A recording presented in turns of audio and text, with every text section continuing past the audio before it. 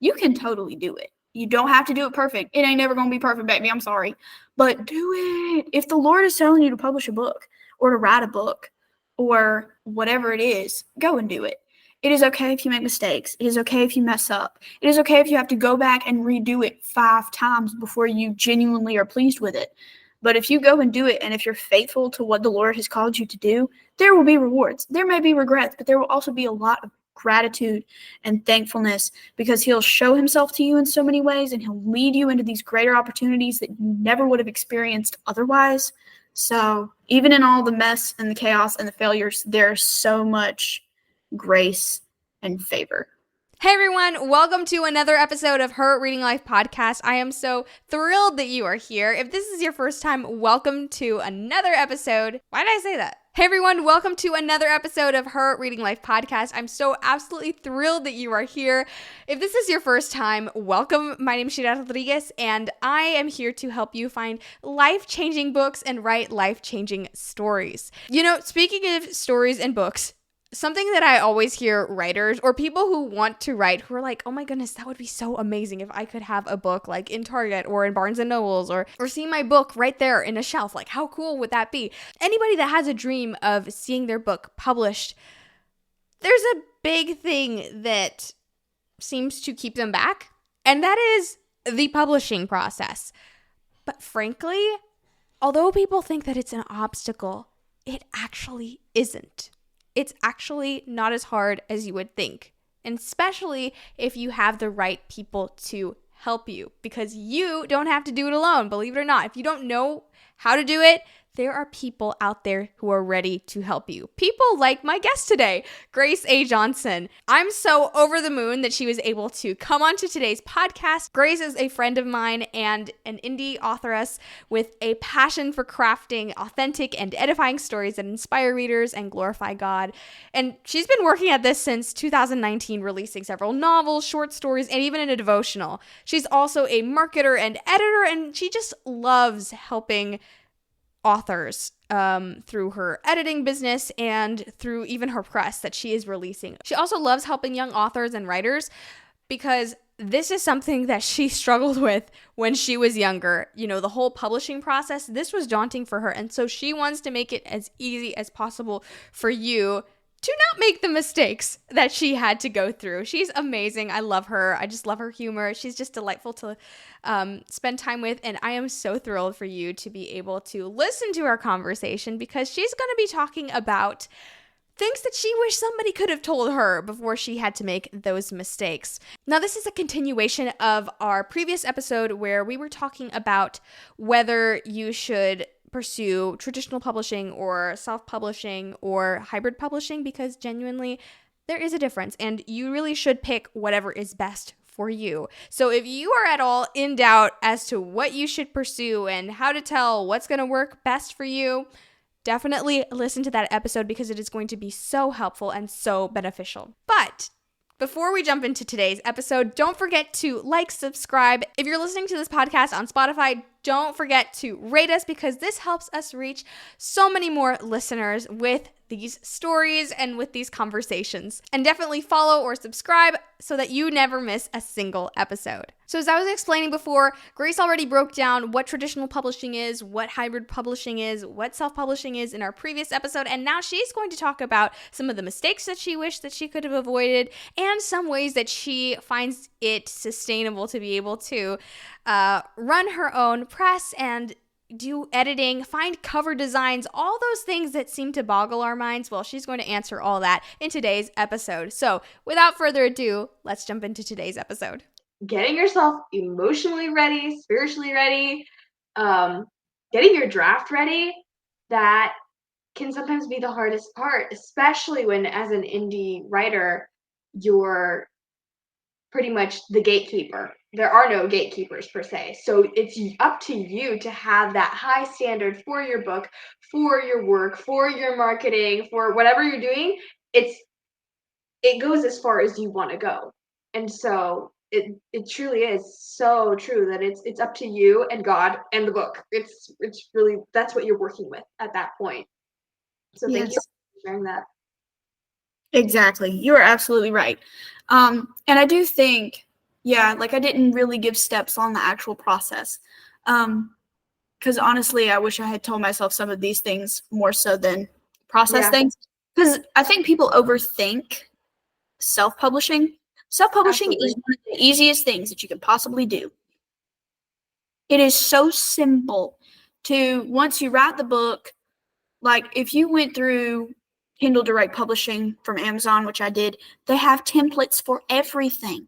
They tell you what to do and how to do it so you don't have to figure out, formatting or whatever on your own. And Right. it's really simple, I think, the process itself to get your book out there. It really doesn't take a lot of, intimate knowledge, the secrets of self-publishing. Nah. Secrets of marketing? Yes. Marketing takes a lot of insight. That's a whole other thing. But as far as like the actual process, it is so simple. However, we can get so bogged down when we don't do it right. And so I Totally. think it has less to do with all these secret, complicated steps and more about just doing it right, And getting leading up to uploading it and pressing publish. That's easy. It's everything else before and after that's so difficult and that so many people forget about because it is easy and because there are no gatekeepers, like you said. I love that you mentioned that because it bugs me. And I won't get into it because, again, be here all day. But it really does bug me to see so many people. This is one reason why I don't hate on traditional publishing as much as I could, because gatekeepers are important, I think. I think Mhm. is a bad term. That's a Um, really good point. Yeah. if you're gatekeeping, important information from somebody, yeah, that's bad. But as far Mhm. as having somebody that sets a standard, and obviously traditional publishing these days is less about a standard of excellence and quality and more about trends and stuff. But Mhm. as a general rule, they do have standards and they have people who are saying this can or can't be published. But with self-publishing, it is you. You are the end all be all. You are the great publisher. Amazon isn't going to tell you your character, we don't really connect with her. Amazon's going to tell you if your words are going to bleed across the page. They ain't going to tell you about your character. You know what I Yeah. mean? There's nobody on the other end helping you. It's literally just you. So that's why, polish it. Wait, get outside feedback, because you're not going to have anybody telling you if it's ready or not but yourself. Mhm. So, yeah. But like you said, Absolutely.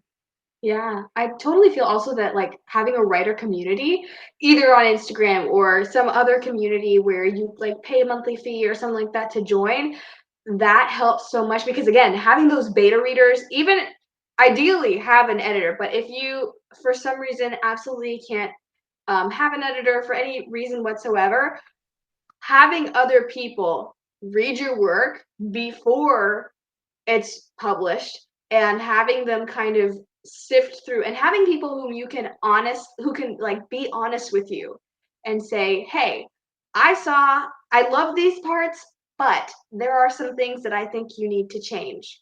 If you change these things, this book will be so much better, and graciously receiving that. And in case you guys want to hear a little bit more on like that editing side, I do also have an episode that I recorded with Caitlin Miller, who is amazing. She's also an editor, and she gave a whole bunch of tips on that. But definitely get other people to read your work before you publish it, because and like the people that don't like don't see it before it's published, those same problems are going to come back, but they're going to come back in reviews if mm-hmm. you don't fix it then. Yes. And that's where so many people end up with all that bad negative feedback and reviews. You can't change, you can't reverse that. I'm going to unpublish and rewrite and republish my debut novel. Them reviews are still going to be there. I can't escape the bad rap the first book has. So that's why, yeah, like you said, get people who can be honest with you. Get a variety of people. Get people that write in different genres because they can have sometimes I'm going to give romance as an example because to me it is one of the most defined genres. Everybody knows what a romance is. Totally. It has so many strict rules, right? So sometimes we get so caught up in I've got to make it a romance. It's got to be romantic that we let, important parts of the story itself fall to the wayside. But if you get somebody that writes, fantasy, or somebody that writes a thriller, or somebody that writes literary fiction to read your book, somebody that you trust and they do a good job, they can offer you insight on the pacing or even the world building, even though it's set, in modern day Colorado Springs. They can still help you bring the setting to life or whatever. And then get people are better than you. It can be humbling to admit there are people better than you, but there are. I'm sorry, but there are. But yeah, get people that are genuinely good writers, because sometimes we can just get whoever they is, and they're not going to really offer you any good feedback because they don't really know. They may be there to hype you up, and you need people that will hype you up. Be like, oh, this is so good. This is so great. You're so much a better writer than me. We need people like that. I love those people. Thank you to my people who are like that. But then we also need people who be like, oh, honey, we're going to have to work on this, kindly, but who know more and who have more experience. Absolutely. Yeah, totally. Definitely. Yeah. And we've kind of covered this a little bit, but how do you make sure the editing and like the cover design, because I know that's a huge thing, especially for indie and like self-published authors. How do you assure that those are high quality? So we talked a little bit about the editing, but I'd love to hear on the cover design, especially. When should you focus on those processes? Like those big, I think those are like the biggest concerns when it comes to self-publishing. When do you focus on that, and how do you make sure that they're high quality? Okay, that was a very good question. Because I think a lot of people think, oh, I hired a cover designer, I did it, it's great. They hired a horrible cover designer, and they may as well have just done it themselves. No offense to anybody in particular. Because cover designing is an art too, and these people are learning and growing just as much as you are as a writer. So, everybody's got to start somewhere. But my thing is, for a cover designer, do your research, dig, find people.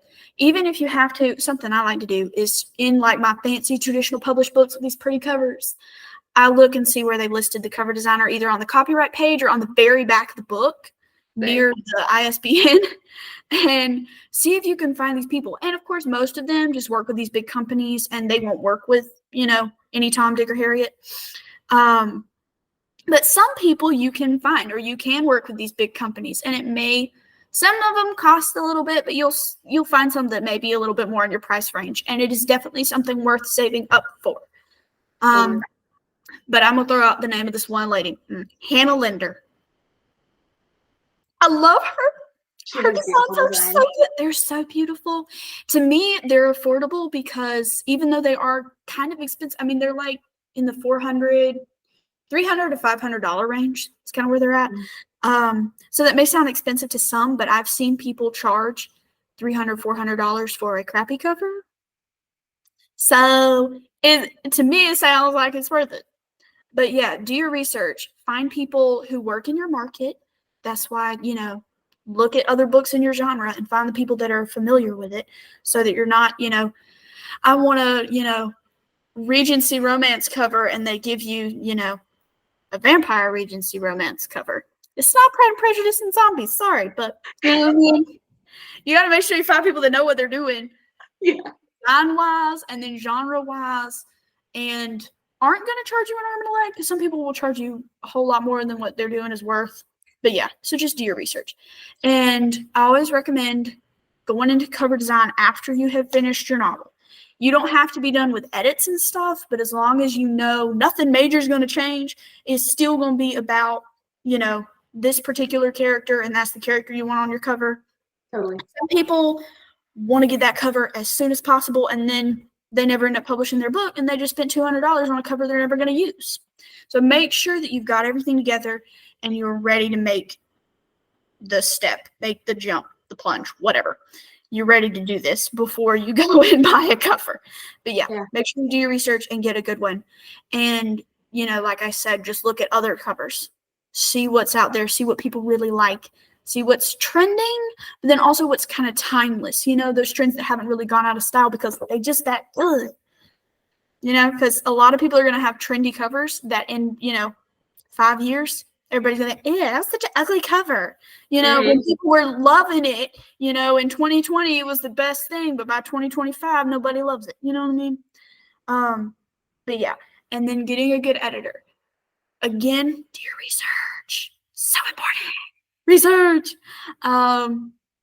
And look at, usually you can find editors listed in copyright pages and stuff, especially with self-published novels. People be like, edited by so-and-so. Look there. And if you can request a sample edit, do that. I'm not sure if every editor does. I know you're welcome to request a sample edit from me. I'm sure if you asked, they would do it, even if they don't say it on their website, just to make sure that you get somebody good quality and for a good price. And that you work well with. Yes, exactly. Because there are going to be some editors who they're just doing their job, and it may hurt your feelings. But there are going to be some editors that are, they're there to be your buddy. And that may not work for you, but it may work for you, in which case that's who you need. So yes, find somebody that you work well with and who works with similar books, who understands your genre, who understands the kind of book that you want. And do remember that you don't have to take everything they say as God's gospel honest truth. You don't have to accept every suggestion. If there's something that you feel in your bones, I can't change that. This must be here.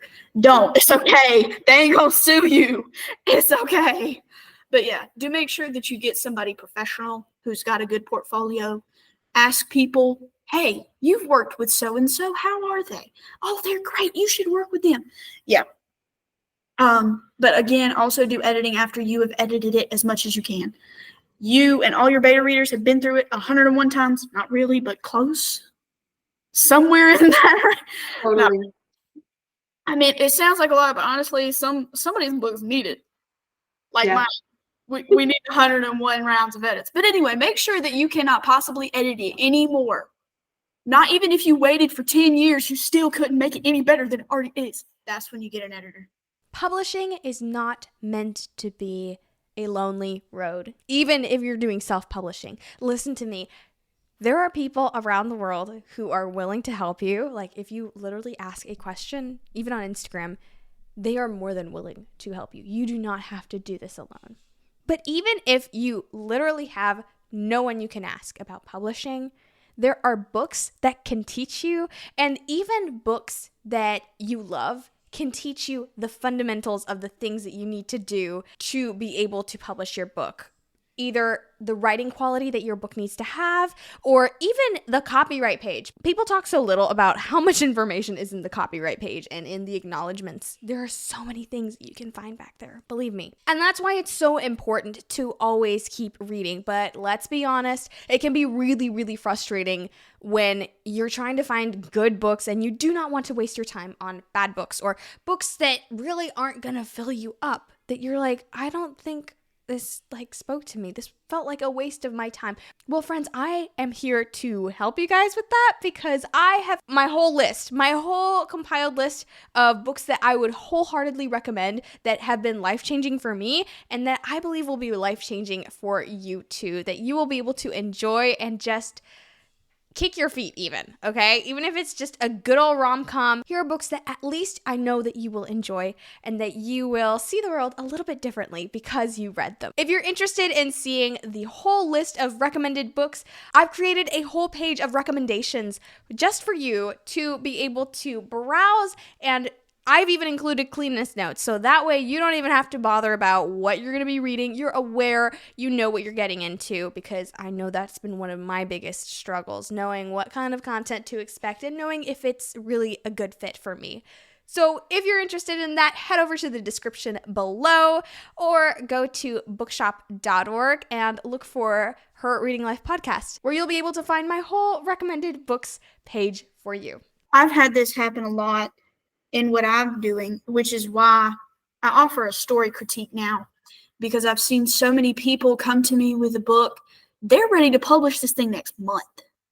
I can't work in a month, number one. Number two, I get in there and I'm like, this is a first draft, honey. There's so much that you could have learned and you could have applied to this. I mean, even simple things like showing and telling or punctuation, we needed to work on this because now I'm going to have to give this book back to you and say, you're going to need to fix this before I can even edit it. So that's why you make sure it's as good as you can. But again, if you don't have any beta readers or you're just a really bad self-editor, that's okay. I offer this thing called a story critique, which is basically like a book review / beta reader / editor, like all mixed into one. So if your book is a first draft or if you're ready to, roll out the presses, either place your book is at, I can help you with it. It's okay. It doesn't have to be perfect. I'm just here to make sure that I get the things that you're unsure about and help you really create a good book from an editorial perspective and a readerly perspective. But yeah, so, there's that. Because some people need that. And I see a lot of Totally. Yeah, I'd seen that people did do critiques, and I was like, I'm surprised that more people don't do it because it's so helpful to know from somebody else's perspective. Because again, you've been in this book, your brain and your mind has been in this book for so long. Some people it's been 1 year, especially if it's your first draft. I've worked on my first draft for like 2 years. So I'm like in the trenches, I'm in there. And so sometimes I need somebody to be like, hey, tell me how this is. Like I sent it to you, like the first 6 chapters of my draft, because I was like, okay, let's see whether they like it. Like, how is this actually translating to some other brain that's not mine, that isn't my family? Because so far my dad and my sister had been the only ones who had read it. And so I was like, you know what? Let's get some outside perspective to see what the response is, how do they like the tone, the vibe, all of this. And it was great. People really enjoyed it. So I was like, oh, okay, these are the things they liked, these are the things they want more of. Okay, let's play with these ideas and involve them a little bit more in the rest of the draft. And it, again, for me, it served like a story critique kind of in a way, because I was able to see what the strengths of the story were and maybe some of the pitfalls where I'm like, oh, you know what? I should probably clarify that. I should probably change that up and things like that. Yes, exactly. And I think it's something very underrated or, that you don't see a lot of, like you said, but can be really beneficial. I mean, even if you've had beta readers, sometimes it helps to have somebody that kind of straddles beta reading and editing, because you're not ready for an editor. You may not even be ready for a beta reader because something's up, but you can't figure out what it is, but you're not ready to send it to other people. And so you really feel like it needs to be fixed before you present this as your book to somebody. You know what I mean? So that's why critique can be so good. And because it does kind of encompass everything. So like what I try to do is, like, if I see somebody making a continual, like, genuine writing mistake, this is the time for me to point that out and help you learn through this process. Like, I'm not just, let's fix this book. Let's help you grow as a writer so that for the next draft, for the next book, you know what to do. You know what I mean? Totally. Yeah, absolutely. Yeah. Well, thank you so much, Grace. This has been amazing. And before we close out, I would love to hear what's the most rewarding part of the self-publishing process for you. So I know it's been so hard and it can be so challenging with all the processes and things like that. But honestly, I've been so inspired by the fact that you've been able to create this beautiful platform and draw so many incredible writers and authors and readers who love your works. Tell me a little bit about some of the most rewarding, like a moment that has been like the most rewarding part for you of the self-publishing process. Oh, this is a tough one. I've mentioned that, like, I have a lot of regrets and I feel like I didn't do things correctly. So on one hand, it's kind of hard to pick out anything that was rewarding because, like, I haven't made a lot of money and I haven't been, gotten big, and I'm not even really proud of what I've put out there. But at the same time, it's been a really good learning experience. And so I've gotten a lot of, like, the reward of wisdom, I guess. Yeah. And just learning and growing. But then, like you said, like, kind of building a community has been also really rewarding because I'm one of them weirdos. I never had no friends. Nobody ever loved me. No, I'm kidding. I mean, no, growing up, I did not have a lot of friends. So since, like, putting myself out there, I've made a lot of friends. And I've really, like, come to see the value of community. and I just have people come alongside me who really pour into me, and, or maybe I'm able to pour into, and that has just been like amazing. So kind of like basically, even though what I've done maybe as an author has kind of not been the best, I feel like the Lord has used me anyway, and he's rewarded me in certain ways, because I've tried to be faithful to him. And so he's just kind of given me this really weird ministry in a way to be able to minister to people, even if my books are stinky at the moment. They're going to get better. They're going to get better. I'm serious. They're going to get better, okay? Y'all hold on. But until that point, I can't really rely on my books to be like, oh, this is going to just save you and change your life or whatever. No, but I'm able to make relationships that have really been beneficial to me, and hopefully I'm being beneficial to other people. But yeah, so I feel like God has just really given me a connection to other people, and then a greater connection to him as I'm trying to do what he's called me to do, and just kind of grow more in my relationship with him in that respect. So I guess that's been the most rewarding. Totally. Yeah, absolutely. And I feel like, I guess in a way, it's also been super cool because you've been able to say, like, I did it. I did it. I wrote a book. I published it. I did it. Yeah, I mean, I did accomplish it. I didn't do it well, but I did do it. So that's a lot more than some people can say. And so I'll throw that out there. You can totally do it. Like, you don't have to do it perfect. It ain't never going to be perfect, baby. I'm sorry. But do it. If the Lord is telling you to publish a book or to write a book or whatever it is, go and do it. It is okay if you make mistakes. It is okay if you mess up. It is okay if you have to go back and redo it 5 times before you genuinely are pleased with it. But if you go and do it, and if you're faithful to what the Lord has called you to do, there will be rewards. There may be regrets, but there will also be a lot of gratitude and thankfulness, because he'll show himself to you in so many ways, and he'll lead you into these greater opportunities that you never would have experienced otherwise. So, even in all the mess and the chaos and the failures, there's so much grace and favor. Yeah, absolutely. I love that. My goodness. Thank you so much, Grace. And again, before we close out, because I wanted to make sure that we got to the final 3 questions that we ask every guest who comes onto the podcast. So the first question is, how do you live? So what are some activities that make you feel glad to be alive? So some people have said, like, walking outside without headphones, or chatting with old friends, baking. What are some things that make you feel alive? Well, baking is definitely one of those. Baking, cooking, eating. Eating makes me feel, I'm definitely glad to be alive when I get to eat. I'll probably get to eat in heaven too, but I don't know. There's something about earth food. There's something about like making something and actually turning out good, and then being able to eat it and take pretty pictures of it. I like that. I used to love when you posted like the stories, like the food. I was like, yes, that's my meal for today. Yes. And then just trying new things and stuff. I love that. Reading good books. I've been getting into nonfiction lately. Oh my gosh. I'm like, forget fiction. Nonfiction all the way. Now, I probably won't feel like that forever, but I'm in that moment where I'm like, I ain't gonna write fiction. I ain't gonna read fiction. Nonfiction. Yeah. Genuinely. Read so many good books. It's just like, wow. That makes me glad to be alive. Listening to music.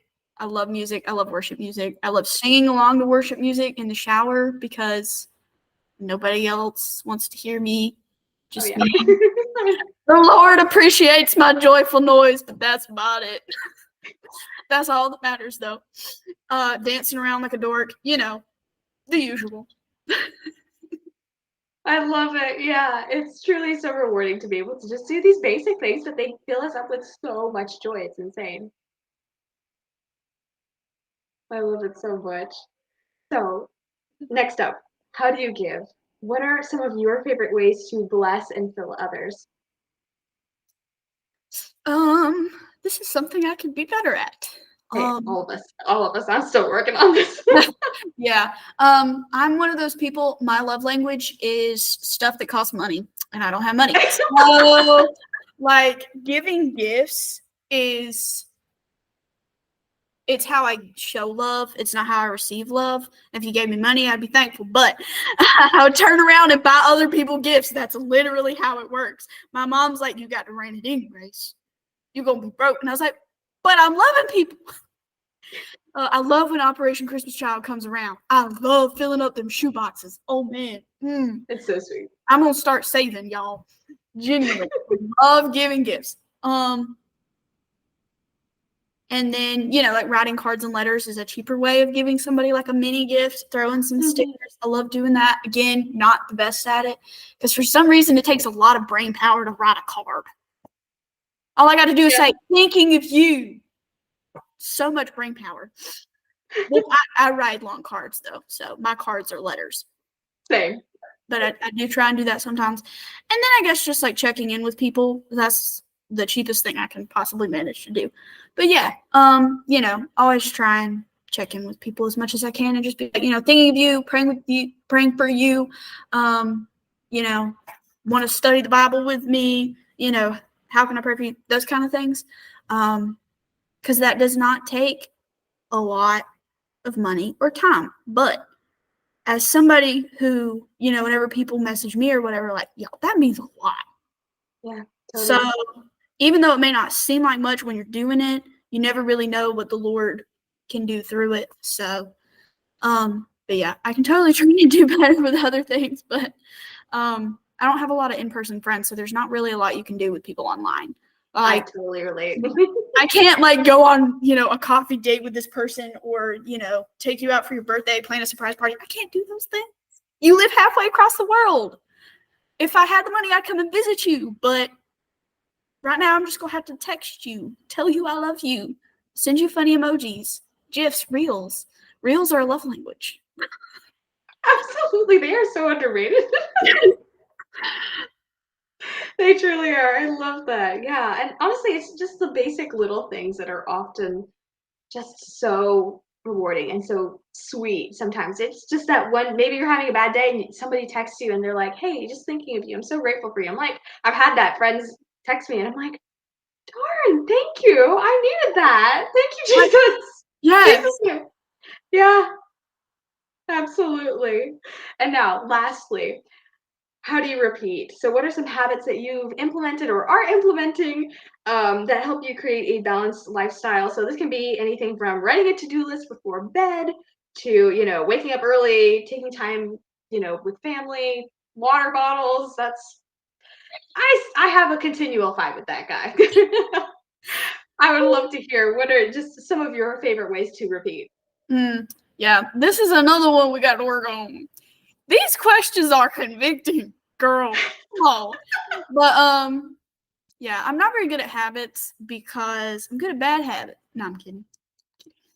I'm bad at habits because I feel like every day is such a toss-up. Like routines change so much. I crave routine, but I have such a hard time establishing it because things just get crazy. But one thing that I have managed to stay consistent with, and then I keep adding to because I keep wanting more of it, is just like reading the Bible. So I started reading the Bible every night before I went to bed. And then last year for Lent, I was like, I'm going to get up early in the morning and read the Bible first thing in the morning. And I'm not getting up as early as I'd like to be anymore because I also like to sleep. But I'm still reading the Bible first thing in the morning. And I went from reading a chapter before bed and reading a chapter in the morning to I read 2 chapters before bed and 2 chapters in the morning. So like it just keeps growing because I just keep like, I want that. I mean, if of anything to get addicted to, the Word of God is the one. Absolutely. And then I've started like, a friend is like, hey, I need help reading the Bible. I got you. What you want to read, we'll read it. So that's really the only thing in life that I have managed to stay consistent with beyond brushing my teeth. That's about it. Totally. I do drink water. I got me a big water bottle for Christmas. It's 32 ounces, so I try and drink 2 of those. So that's 64. So that's the daily minimum requirement. Yeah, that's the help. But yeah, and I try. I'll introduce something new, and it's like, oh, let's try and do this, and then it'll just get to be like monotonous. And I was like, never mind.